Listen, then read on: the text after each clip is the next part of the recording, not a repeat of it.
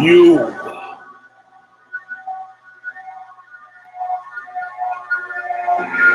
are now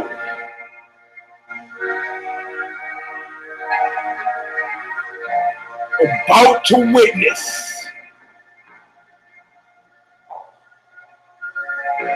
the awesome, crushing fucking might of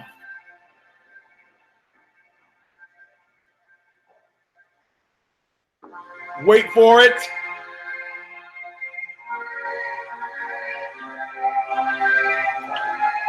Knuckle Up!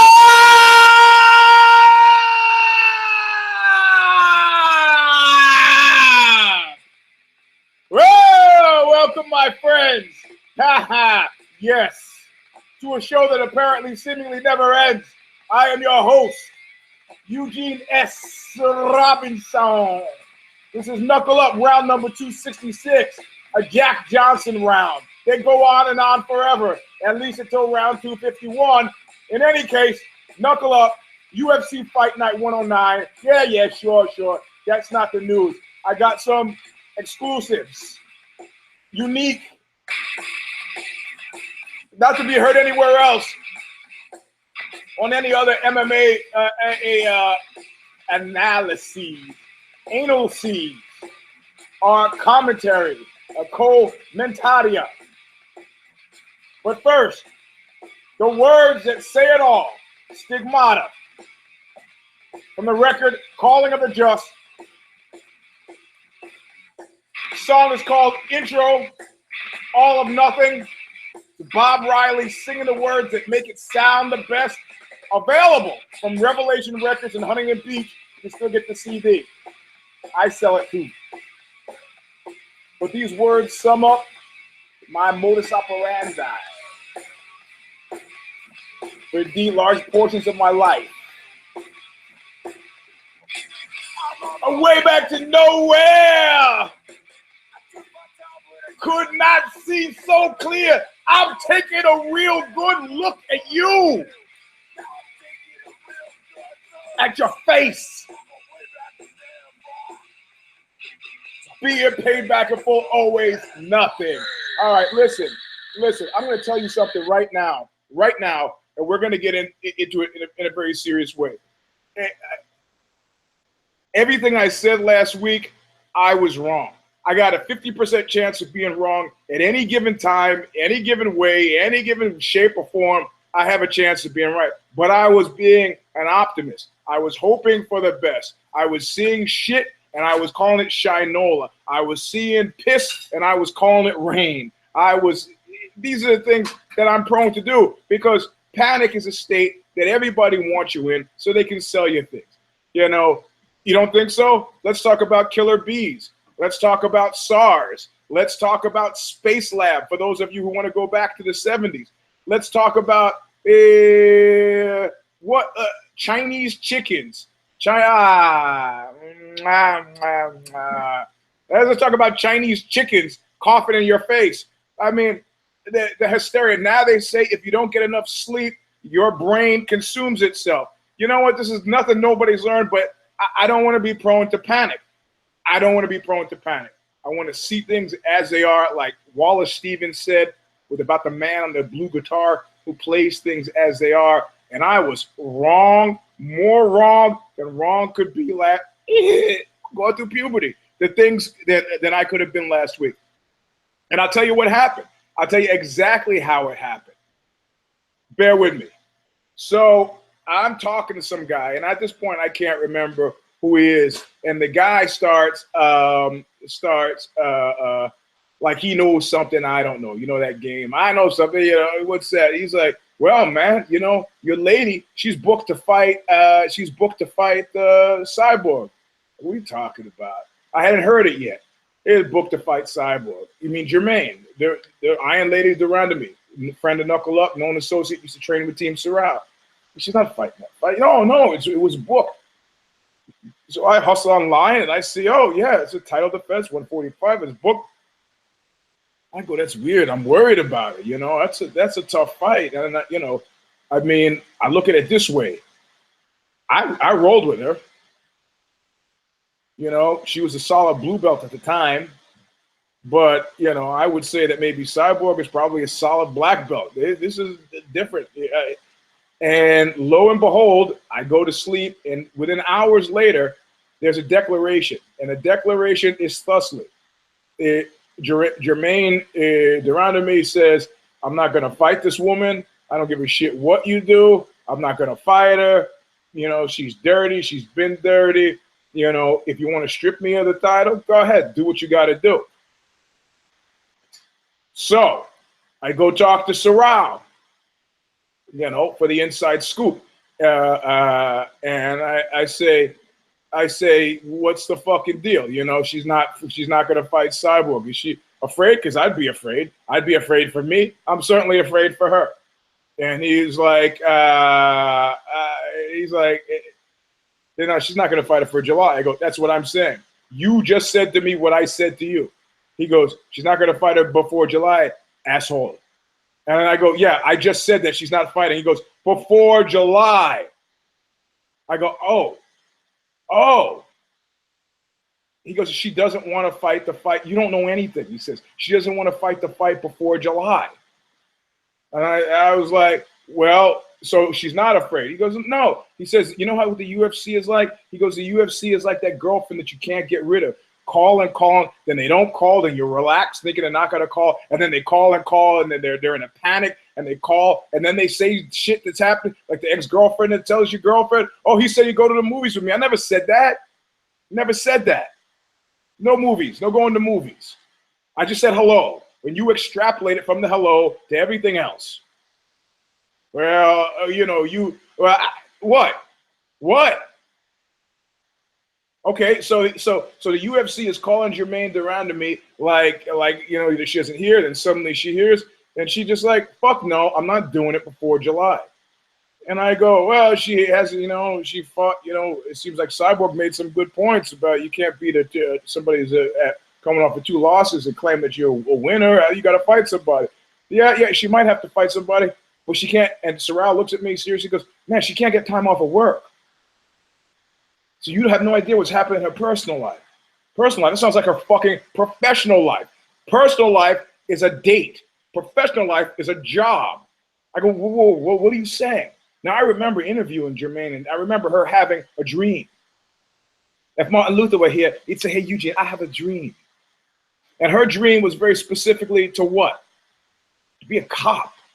She wanted to be a cop in the Netherlands. I go, whoa, she's a cop now? He goes, yeah, she got the job as a cop. And I start to get a feeling. A cop. Yeah, she wants to be a cop. She's working as a cop, can't get time off from work to either train for the fight, to do the PR necessary to gin up a fight, or to actually do the fight. Your boss looks at it as a fucking distraction. Your boss, for your job that you have. Now, my assumption is if you're filling out a tax return, and your name is Jermaine de Randamie, that you're putting fighter where it says job. And then I start to remember very specifically Stipe Miocic walking and talking about his job as a fireman, and the tagline being, he just likes the brotherhood and hanging out, holding it down with the guy. He likes the brotherhood. He likes the fucking paycheck. And then I'm thinking Anthony Rumble Johnson. I gotta leave. You know, I have other things on the professional horizon, and this is not some of you wags who said you talked about his weed business. I don't know anything about that. I know about the beating up the exes, the domestic abuse thing. I don't know anything, allegedly, but I don't know. I say allegedly because there was no conviction, but I don't know anything about weed. But he made a professional decision driven by the personal to leave for another job. So we have 2 champions that have other jobs, essentially. meaning that fighting is their secondary job. Like the bald one at one point said, it's not a long-term career. Okay, I got you, boss. Not a long-term career. Fine, I'm going to get a fucking job because in 10 years at 40, I'm going to need a job. There can only be so many MMA gyms opening up, and how the fuck am I going to compete with 24-hour fitness? Good luck. See you later. So they have jobs. And I'm cogitating this over the last few hours, few days. And I'm starting to think about what Kat Zingano said. If you read it, talking about the summit. Now, I called the summit a long time ago. You remember I said there's going to be a convocation. It'll be like where all the mafia heads were meeting up in the Catskills that time, right before they got busted and the Rico statue got pretty big. And they're going to call these cats, and it's going to be a time for you to shine. And in a drunken moment, the person from Anheuser-Busch said something like, you know, be yourselves. Be like Conor McGregor. And Kat Zingano said, well, she could feel her heart drop out of her chest. And suddenly, the puzzle pieces, start to shift into place. And I start to think about other large corporations. I remember all my punk rock brethren were down on corporations. I'm like, no, yeah, don't be down on corporations. How many dreams have corporations made possible? Right now, my kids are comfortably going to college because of Apple Computer. Not having to worry about where the next semester's nickel's coming from. It's collections of individuals coming together for an express business purpose. That's the deal. That's where we are. But typically, they get large and they get unwieldy. So Stalin's talking about how much does Russia weigh.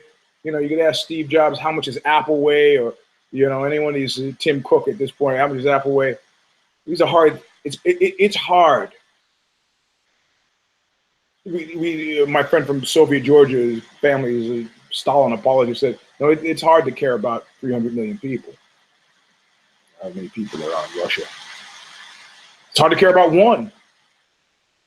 But somehow, some systems do a better job of building it into the DNA of the system that you care about the little people. As a boss, and I've been a boss several times in my life, as a boss, my number one concern as an editorial boss, editor-in-chief, has been when one of my employees would say, Eugene, hey, can I talk to you for a minute? I'd be like, God damn it. Oh, my God, they're going to quit. I got to start from zero. Can't have, you know. In Russia, they could shoot. If you were running from the Nazis, you had a choice. You could kill Nazis, or you would come back and you get shot by your own guys. There was no retreat, no advancing to the rear. None of that in the Russian army. Not against the Nazis.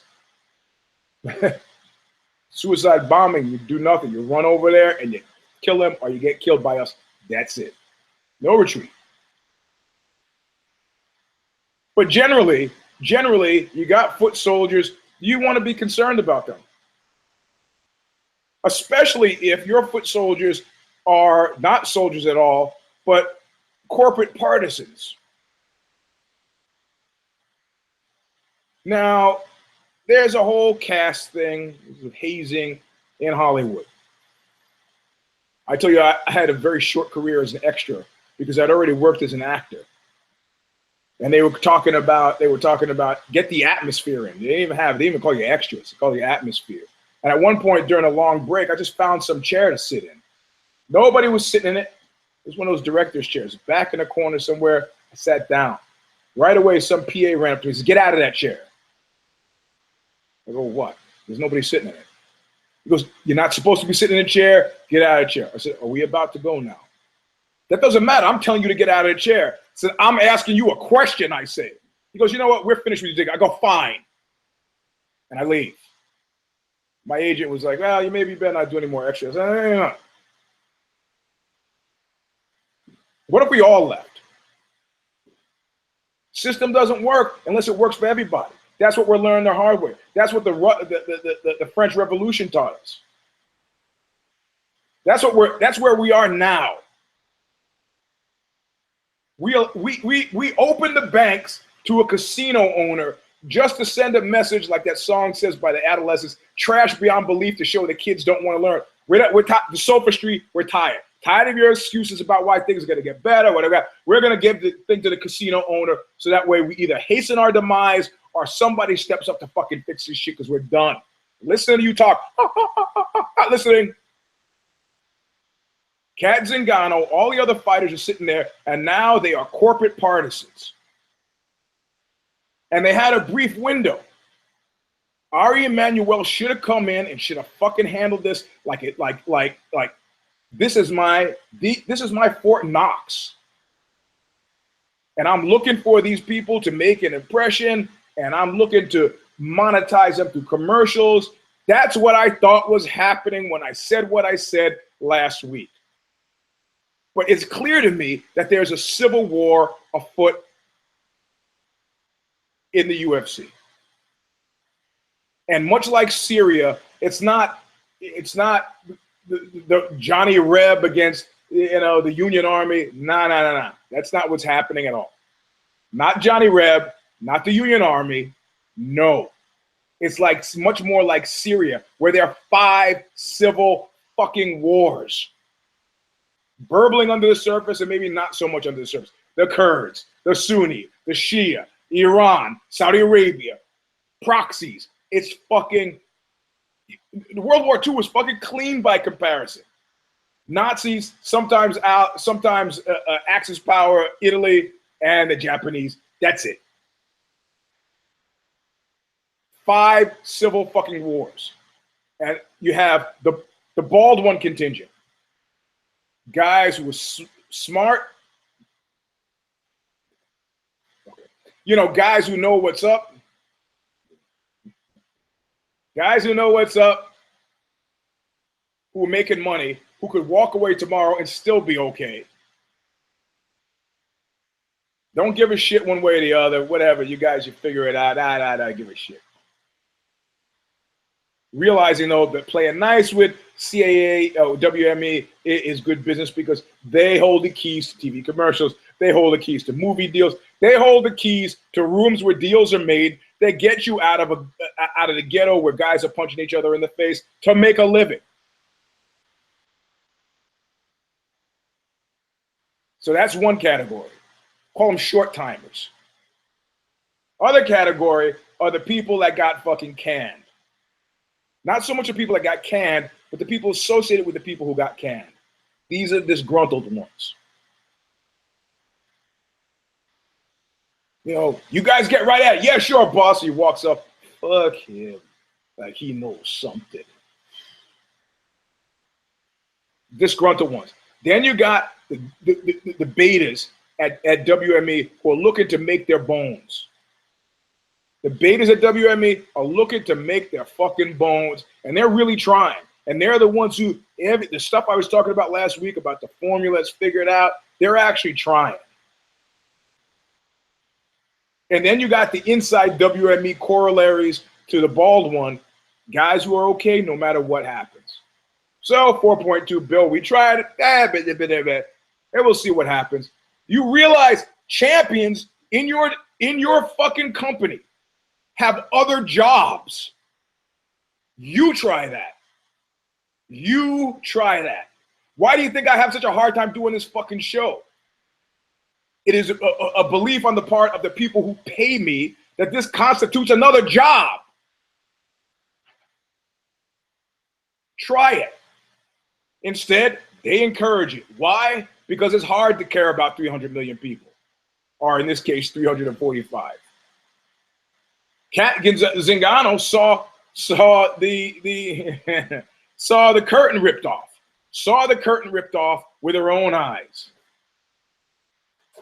At one point, my boss at Apple said to me, Eugene, I think it's pretty well understood that we have a B team here. We got B team players. He was talking about guys who were killing themselves for him and trying to draw me in the common cause because I went to fucking Stanford. It's like, yeah, bro. It's part of why I left. Worst professional decision I ever made.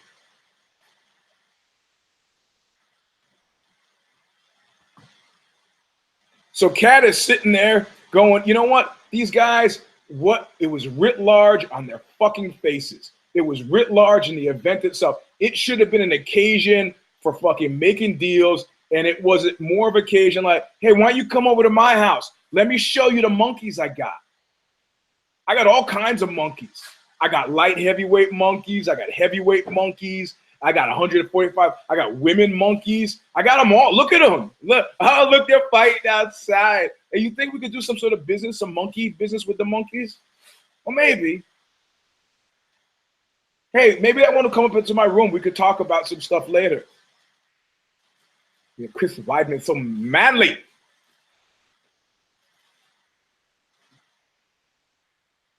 You know, power relationships in LA are fucking naked and ugly.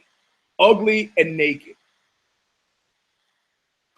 That's why you get guys like Tom Cruise who, once they make it, they're traumatized by not having made it. You ever hear John Travolta talk, talk about his early days getting started, casting couch action? You are treated like fucking shit. But it is the world's greatest fraternity because when you get on, the rewards are insane. Insane. And you become a monster. When you are tormented by monsters, you become a monster. And you're going to be hard pressed to find some fucking people who have been getting their heads beaten in and getting paid what they think is you're going to be hard pressed to convince blue collar workers that white collar ethos are good for them in the general sense when it's clear. And they are smart enough to see that you don't respect those fucking monkeys. You don't give a shit, just monkeys. They're monkeys. I had different monkeys yesterday, and I'll have different monkeys tomorrow. And that is the hard, cold fucking truth. And if you think I was hoping against hope that I was wrong last week, and I've been oscillating between panic and calm. But this is not even panic. Suddenly the mist cleared in my section of the Lost Battalion. The mist cleared, and I can see things like Wallace Stevens said with the man on the blue guitar. I can see things as they are. And that's what I'm seeing. Because if they felt differently, about that $4.2 billion, they would have treated those people fucking wonderfully. You would have had people fucking tweet. They would have felt part of the company. They'd be tweeting. They'd be posting. And there would be not an ounce of snark. I'm not saying don't put the half off Reebok card in there. I threw an event when I was editor-in-chief of Code Magazine in LA. I threw an event. A media event. We had goodie bags. You know what we had in the goodie bags at the time? We had Nokia phones. Well, it was a while ago. So these were like the shit, like the high end, the little, like the Star Quarter from Star Trek. The aluminum. Fuck, they were expensive. We had that. We had expensive shit in there. You came to that thing, you walked away with expensive shit. And we were Code Magazine. Of course, some wag at WME would say, oh yeah, we're Code Magazine. Where is that today? Probably where you're going to be tomorrow. It's hard fighting the UFC. It's hard training for the UFC. It's hard training, period. Hard, not easy, hard. Hard, difficult. Difficult as in hard. And you got to sit through bullshit team meetings. Think about your fucking job. If somebody, okay, the truck still has to be loaded. In other words, I still got to train hard for this. I still got to show up, and but we're going to take some time out, and the boss wants to talk to us. And the boss is these empty homilies about this, empty homilies about that. Oh, and at 9:30 in the morning, the boss is also fucking drunk. And the boss is only going to charge me half of what he would charge somebody off the street for shit that I should be getting for free. And the boss is putting us in substandard accommodations. And the boss intends to take these videos and to spell out a fiction that is not reflective in my purse, such that I don't also need a fucking another job. I mean, the champions, the heavyweight UFC heavyweight champion of the world has another job.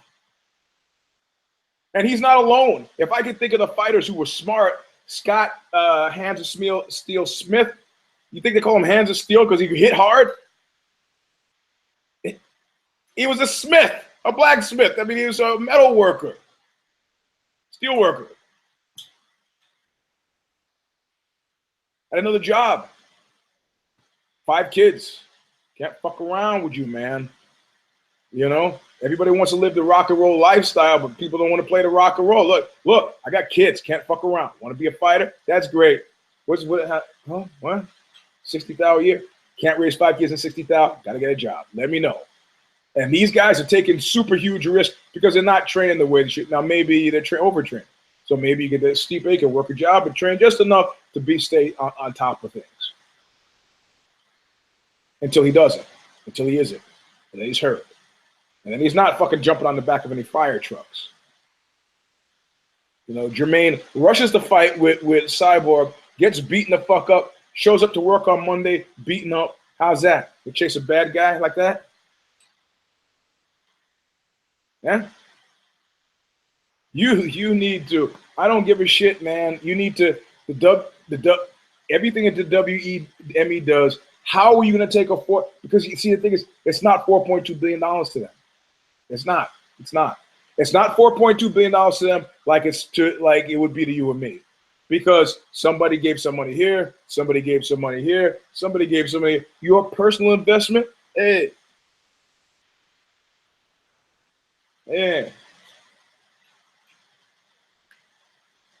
No, we're about to go through a rough time. I'm sorry I said all that shit before, all that Pollyanna shit. You know, if you can't. It's one thing for Reebok to call Giblert Melendez. It's one thing for them to, as screwed up as that's fine. That's Reebok. Nobody cares. It's Reebok. But then for the parent organization who spent $4.2 billion to so clearly not get it. And you don't have to, I could do this blindfolded. If you gave me, they spent $4.2 billion. If you gave me 10 mil, I could make a lot of people happy in the UFC. Fuck that. I don't even have to give cash. Like Kat Zingano said, maybe some health insurance. I thought everybody was at health insurance. Apparently, this is still some sort of bone of contention because she's complaining about it. There you go. There you go. So I don't know what to tell you. I do know if I started drinking right now and got intensely drunk, I wouldn't be able to do maybe a better job with the matchmaking. I conceded many shows ago that Joe Silva and Sean Shelby, also known as Keith, had a terribly difficult job to do. That part is tough.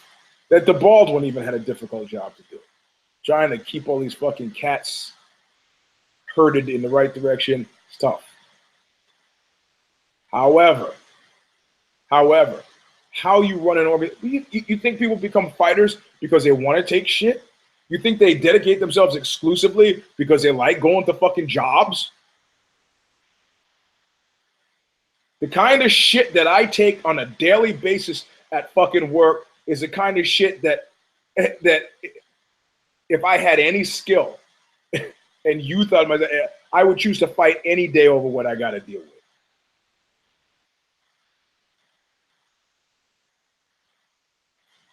The worst part about any job is a casual disregard paid to you by people who actually fundamentally fucking need you.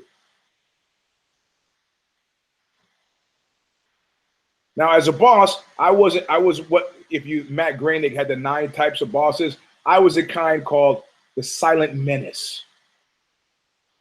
I didn't fucking talk a lot. I wasn't bullshitting around the cooler, but that's menacing. Because I'm sitting there writing and working. You either figure out that that's what you got to do, or if you don't do it, then I have a talk with you. You don't know what he's going to do. I'm not the screaming, throw things at your head boss. I'm the silent menace. But underneath the silent menace was a great regard for, one, the individual employee. I don't want to hear stories about your boyfriend, your girlfriend, your mother. I don't give a shit about that.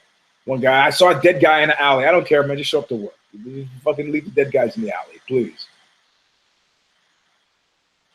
Because we got a mission.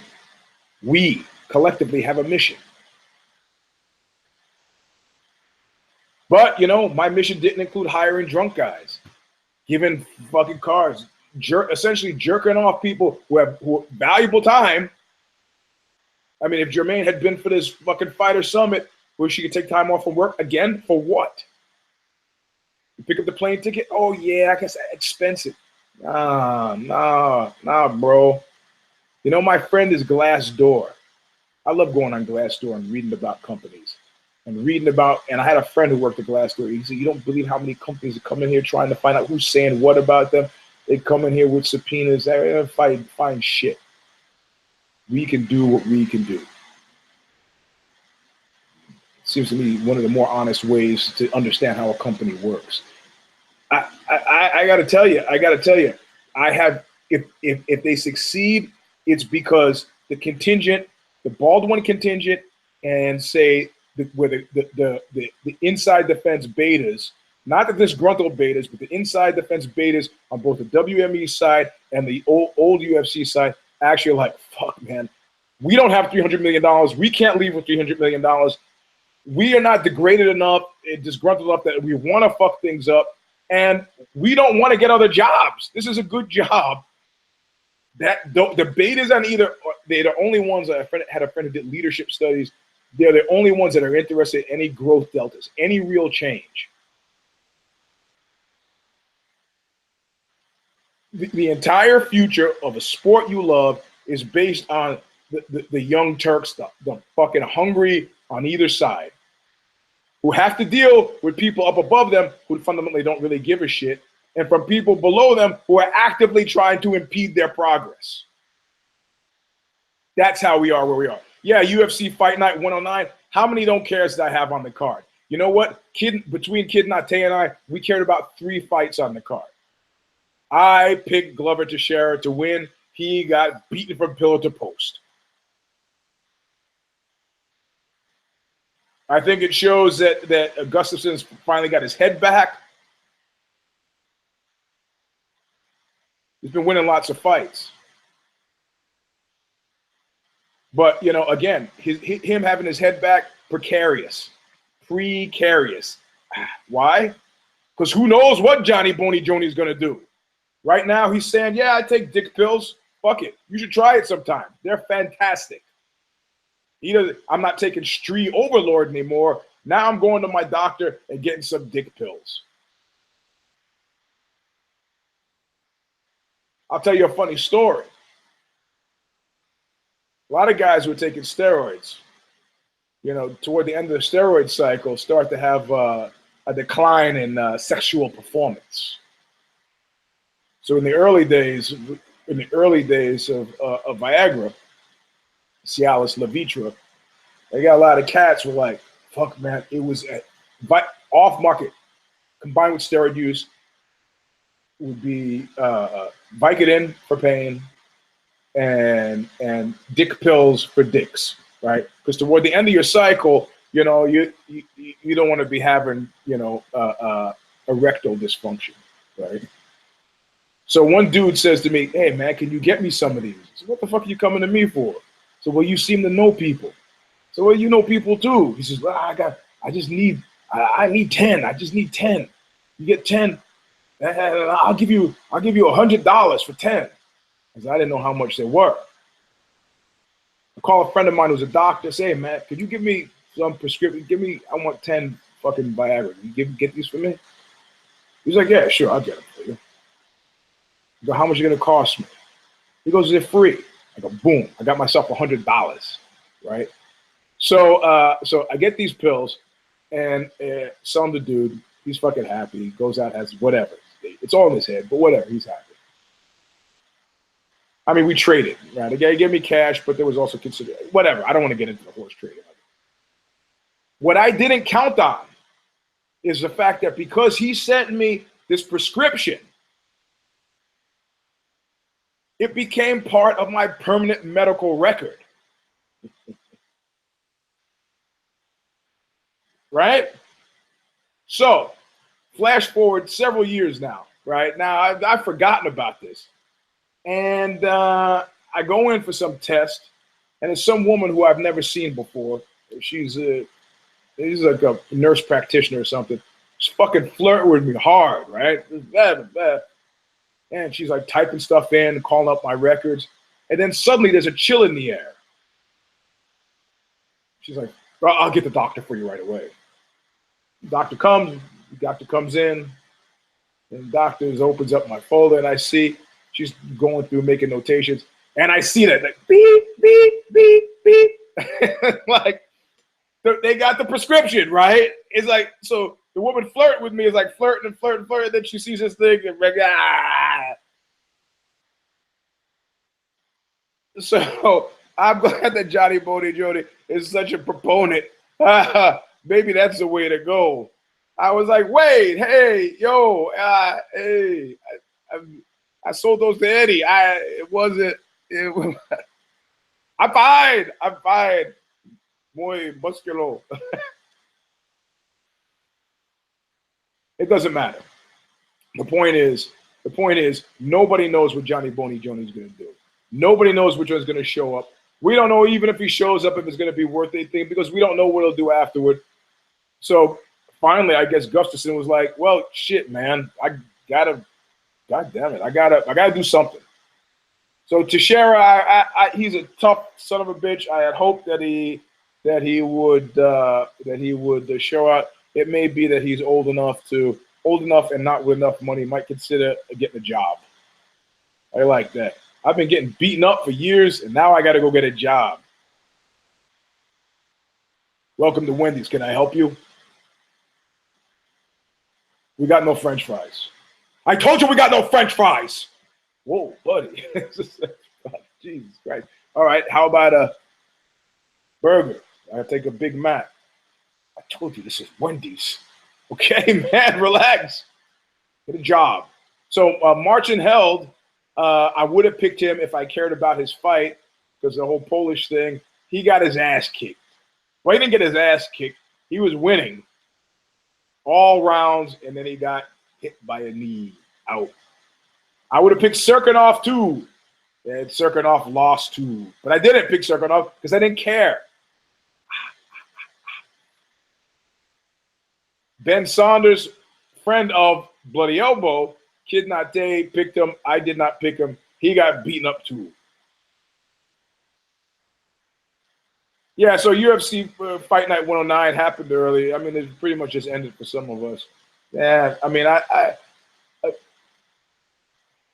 we rate the success of the fights based on how we feel post-fight, but how I feel post-fight has been completely overshadowed by what's going on in my mind, finding out that Jermaine can't do any fights before July because she can't get the time off of work because indeed she has another job, which is called police officer, like Stiepe is a fireman, like, yo, guys got to fight the UFC, and then they go to this big summit, and the summit essentially is a monkey parade for them not to be met as equals.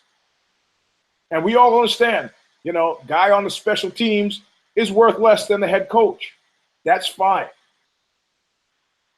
But if special teams wasn't needed, special teams wouldn't be there. If special teams wouldn't be there, special teams wouldn't be hired. By virtue of the fact that you're hiring and paying special teams means you need them, means they should be afforded some respect. Show up sober. Show up serious. Don't waste people's fucking time. Because now you have 345 people who are actually OSBing, other sports beckoning. You got one of the top contenders in light heavyweight who left for another fucking job. And when DC either beats Johnny Boney Joni or gets beaten by Johnny Boney Joni, he will also leave for another. He's retiring from fighting, his side hustle, so he could do commentating full time. You know, Kafka said something that was, I thought, pretty phenomenal. He said the children were given the choice as to whether they would be kings or the couriers of kings. As children would, they chose to be couriers of kings, which, since there were no kings, was essentially meaningless. They would have liked to have given up their miserable game, but for their original oath of service. By which I mean, there are no commentators without fighters. There are no sponsorship deals without fighters. There is no ultimate fight championship without fighters willing to fight for that championship. Now, I'll tell you another story, and then I'm done. I'm on a TV show called Midnight Caller. It was about a late night DJ who was also a quasi detective.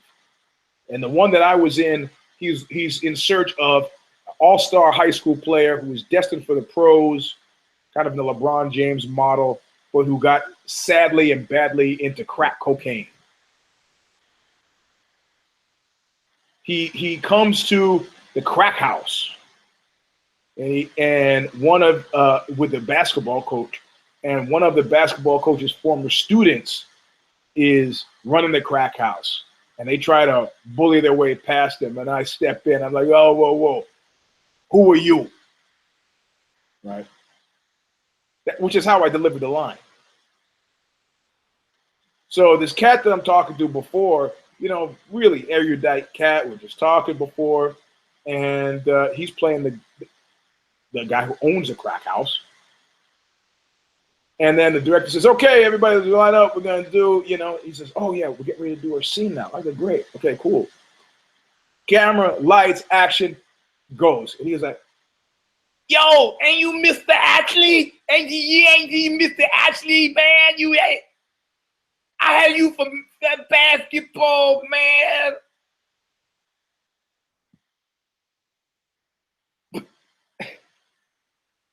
And I come in with my line, "Who are you?" So, "I'm not the man, if that's what you mean." But Gary Cole played the Midnight Caller. He's like, "I got no badge." And I look at him and I was like, "Okay, go ahead." So the director says, "Cut." Leon from the Madonna video was playing the basketball player. Director says, "Cut." And I look at dude, I say, hey man, you got lines in this, which means they hired you as an actor, right? You go to acting school? Yeah. Hey, where'd you get your undergrad? He tells me some school back east. Now, you're not playing a college-educated crack dealer, but you are an actor. And you can interpret this role any way you like. So you don't actually have to do this ghetto shit, because if you've actually grown up in neighborhoods where they're crack houses, they don't sound like that. I mean, I grew up in Flatbush, you know. Flatbush had a crack problem. I knew people who had crack problems who looked like me and sounded like me. You can do it any way you want. He's like, "Yeah." So don't let these guys tell you, man. You could be, yeah. You don't fucking push you around. We could do it. We could do 20 takes if we want, just different ones. He's like, "Yeah, okay, good." Director says, "Okay, line up. We're gonna do another take. Lights, quiet, speed, lights, camera, rolling." "Yo, ain't you Mr. Ashley? You got Mr. Ashley, man. What the fuck? Whatever, man. Whatever, bro. Hey, you do it the way you want to do it. I'll do it the way I want to do it. I guess that's acting." Somebody wrote those fucking lines, and somebody was perfectly happy for him to monkey it up like that.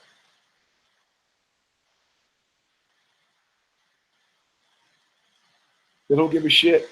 They don't give a shit. And if they don't give a shit, it makes it hard for you to give a shit. TV is a cesspool. Because of that, don't give a shit-itis.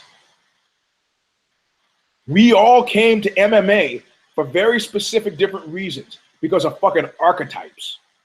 The Platonic triad, true, good, and beautiful. I remember Albini saying to take all that grace, that physical genius, and to bend it toward just hurting each other kills him. Well, then he's not a fan of bodybuilding either. So I don't really, I got it. But still. And I disagreed with him. And Josh Barnett even threatened to beat Steve Albini's head in, which amused me to no end. Because I immediately told Albini. And Albini goes, well, if he wants to beat, if he thinks that'll help, he can come and beat me, which I dug. And I told Josh that was laugh.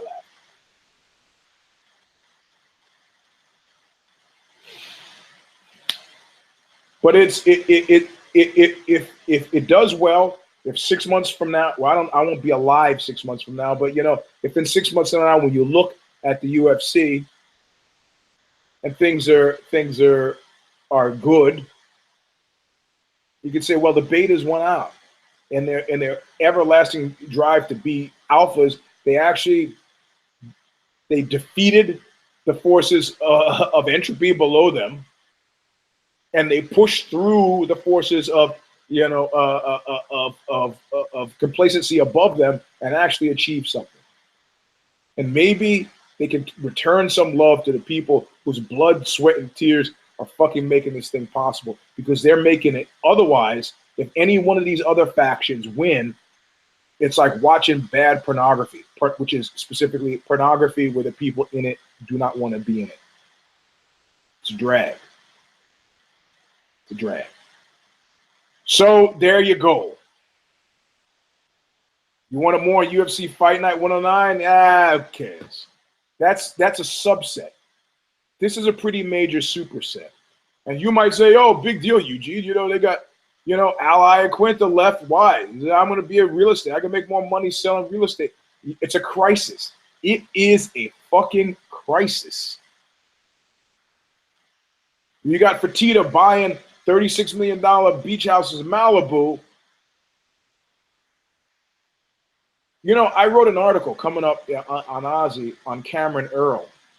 And when Cameron Earl started training with Ralph Gracie, Cameron Earl's in prison now, which is why I did the article on him, he had pulled up a refrigerator box.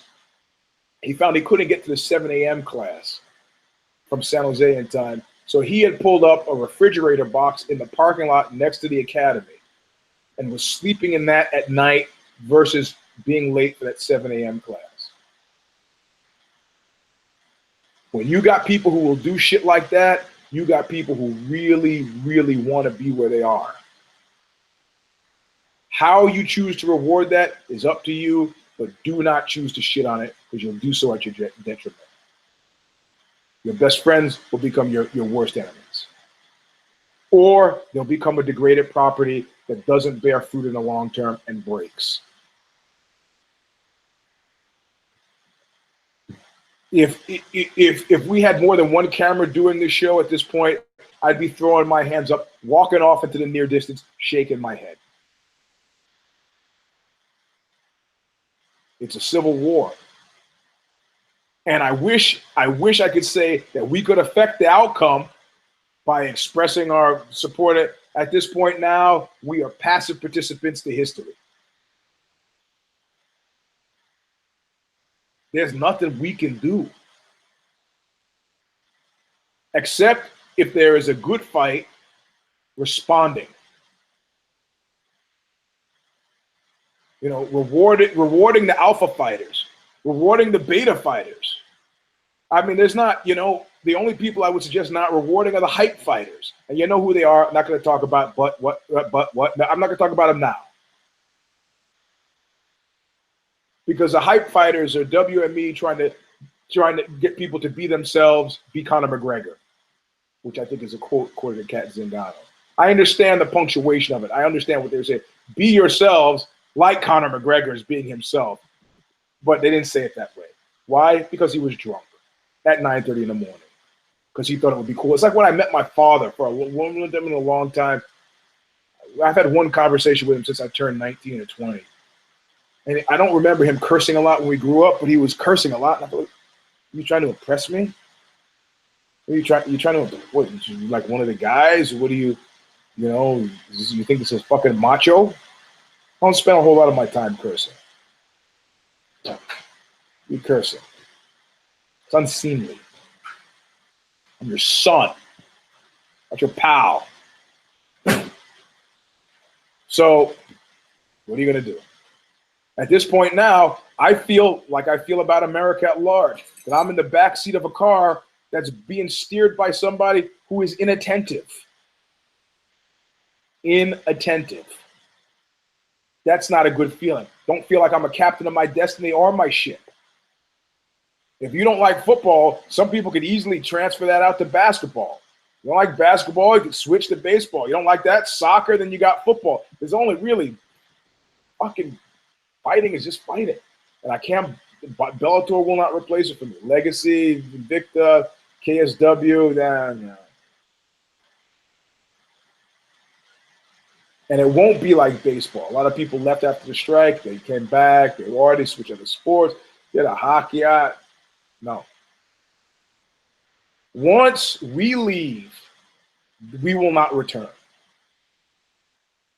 And we will look at it as a face. I used to be in the Chief Jay Strongbow when I was 11. I'll be talking to people 15 years down the road. Oh, yeah, remember that UFC shit? That was funny. That was wild stuff. Then I even had a show. I was used to do a show where we, you know, that great line from Apocalypse Now. One day, this war is going to be over. He wasn't talking micro. He was talking about macro. One day, all of this is going to be over. And if one day it's going to be over, how do you know that day is not today? Cue Eugene walking off into the near distance, shaking his head. UFC, we hardly knew you. The only way you could bounce back from this is if in the next couple of weeks we hear about, oh, Max Holloway's he's in the new Avengers flick. And then and you start seeing TV commercials with Frankie Edgar, and then the business, and it'll have been worth something. Otherwise, it was just a corporate hand job, which the fighters, people spend their lives in that cage, do not need. And I told you here first, jobs. Anyway, this is round number 266. I'm your host, Eugene S. Robinson. On Tuesday, I'm going through puberty. On Tuesday, we'll do If I Did It. And I think Wednesday we will do, Wednesday morning we will do another Care Don't Care preview. I'm the last to know. I'm just telling you. Go to the YouTube thing and give us the thumbs up. You know how thumbs up. The Twitter thing is now open. I flung the gates open, so it's at Eugene S. Robinson. I'm going to tell you to buy the Oxbow record. If you listen this long, all 52 of you listen this long, you should already have it. You can go to iTunes. You can go to Spotify. You can go to Amazon. You can go to Merch Table, HydraHead.com, Merch Table, HydraHead sells directly. You can do all Thin Black Duke. You can stream it. You can listen to it. Anything. You're going to go to Bandcamp. Oxbow, Thin Black Duke, should get it. I wouldn't be telling you that if I didn't think it was a good record. I'm not telling you to get Red Hot Chili Peppers records, all right? Anyway, that's the end of the show. We'll see you soon. And be very careful. Don't kill yourself. Look what you made me do!